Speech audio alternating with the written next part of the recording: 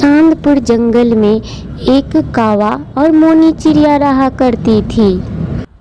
कावा दम फालतू था, कोई काम नहीं करता था और ऐसे में वो दोनों खाना कहाँ से खाए। तो मोनी चिड़िया बोलती है, कौवा जी, अगर आप नहीं कमाएंगे तो हम लोग कहाँ से खाएंगे। आप तो साफ बेकार हैं, मेरा तो कर्म ही फूट गया कि आपसे शादी हो गया। सुनो कालू जी, अगर तुमने काम नहीं किया तो मैं अपने मायके चली जाऊंगी। तुमको तो दिन भर काम काम काम, मुझे जीना हराम। मैं तो बैठ जाऊं तो तुम्हें देखा ही नहीं जाता है। हाँ तो क्या करूँ, मैं हवा पी के रहूं, पत्ते खाऊं। अगर तुम नहीं काम करोगे तो कहाँ से खाएंगे लोग। अरे मोनी चिड़िया, तुम्हारा पेट नहीं कुआं है, कुआं। ना जाने कितना अटता है उसमें, कितना भी खाना डाल दो उसमें भरेगा ही नहीं तुम्हारा पेट। ऐसे ही भरभराते हुए काला कौवा चला जाता है अपने नाना के घर। वहाँ पे जाके नाना से बोलता है, अरे नाना जी, मुझे कोई काम दिला दो। मेरी पत्नी तो अब धमकी दे रही है मायके जाने के लिए। मुझे पता था तुम तो देश चोर हो, कोई काम करने से रहे। अच्छा, तो तुम एक काम कर सकते हो आसान। वो काम ये है कि तुम जंगल के पक्षियों को नासा बेचो। तुम बेच पाओगे?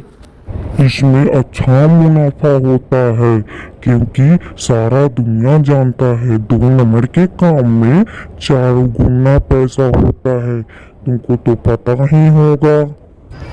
मुझे पता था मेरे नाना जी मुझे कोई आसान काम दिला ही देंगे। ऐसा कहते हुए चला जाता है काला कौवा जंगल के बच्चियों को नशा बेचने। वहाँ जंगल में पहुँचते ही सबसे पहले एक तोता मिलता है। वो दुखी मन होकर एक पेड़ के नीचे बैठा था। तोता भाई, क्या हुआ? आप बैठे हैं उदास होके। क्या बताऊं कालू कौआ, मेरी पत्नी छोड़ के चली गई है नैहर, और मैं क्या करूं अब। मैं दिन भर तो इधर उधर काट लेता हूं, रात को तो मुझे नींद ही नहीं आती। अच्छा तो ऐसा बात है, आप ये लीजिए, इसको पी के तब सोइए। देखिए कितना सुकून से आप सो पाते हैं रात को। दिव्या, तुम देखना मैं कैसे काम करता हूँ। मुझे अब कोई अमीर होने से नहीं रोक सकता है। अच्छा ठीक है, लेकिन देखना तुम बड़े सावधानी से काम करना। अगर कहीं पकड़े गए बड़ी मार पड़ेगी तुम्हें। मार के तो पुलिस तुमको चटनी बना देगी। अभी पुलिस के डंडे पड़े नहीं ना है तुमको। फिर वहाँ से चली जाती है दिव्या कौवा। अब अपने मन में काला कौवा बोलता है, अरे ये करम जली मेरे तो करम फोड़ के मेरे घर में बैठी है। उस पर से कोई भी काम करो उस पर से ये नजर लगा दे। इसमें भी इसको दुख है, पता नहीं ये मेरी पत्नी है या बगल वाला का। तोता नशा करके उल्टे पैर करके खनाटे मार मार सो रहा था। पूरी रात चैन की नींद सोया।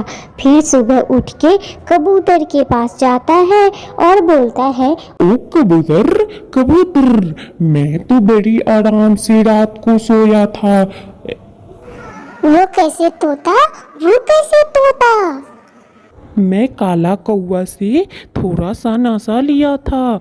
उस नासे को पीकर मैं तो इतनी चैन से सोया, क्या बताऊं कबूतर। हम भी चले क्या? हमें भी देगा नासा?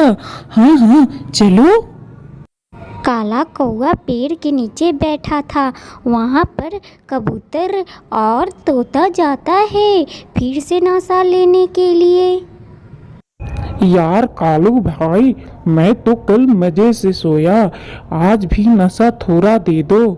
हाँ तोता भाई, क्यों नहीं, पैसा निकालो और ले जाओ नशा। ये लो पैसे, पर मुझे दे दो नशा, और थोड़ा ज़्यादा देना, कबूतर भी है मेरे साथ, ठीक है। और वो दोनों नशा पी के इतना टल्ली हो गए थे, बोल रहे थे, अरे मैं तो घूम रहा हूँ। अरे कबूतर, मुझे तो आज डांस करने का मन कर रहा है, मैं नाचूं क्या? बोलो ना। अरे तोता यार, मुझे भी नाचने का मन कर रहा है। माल पिएंगे हम तो माल पिएंगे, लंगड़ी के बेल में तो माल पिएंगे, बीड़ी और चखना के साथ खाएंगे, बीड़ी और चखना के साथ साथ खाएंगे। ऐसे ही खूब टल्ली होकर नाच रहे थे कबूतर और तोता।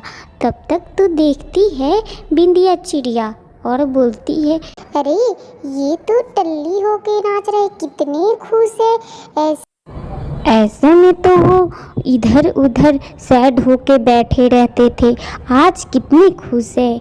लग रहा है कि काला कौवा की नशा में बहुत ही मज़ा है, आज रात को तो मैं भी पीऊँगी, देखती हूँ कितना नशा है उसके नशा में। बहुत ही अच्छा लग रहा है इन लोगों को झूमते देखकर, मैं भी टेंशन फ्री होना चाहती हूँ।